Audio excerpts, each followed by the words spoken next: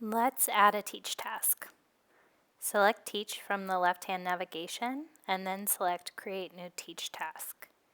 Here we'll select the Invoices dataset, specify that it is text, add a name for this task, Invoices Labeling, and I can choose between text and image. In this case, it is text. Here I can also select the number of labelers who will see each example. This is different from the number of labelers who can participate in the task. Here I will add processors if I want to, either a content length filter or a link to a classification model that I've previously made. In this case, I'm going to choose neither. And then I select Next. I can add a question or a prompt for the labelers.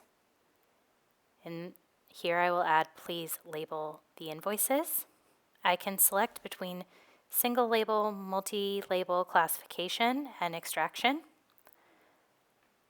I can choose to label on document or in text, and then I can select my labels, the things that I'm looking to extract from this particular set of documents, including vendor, invoice number, line item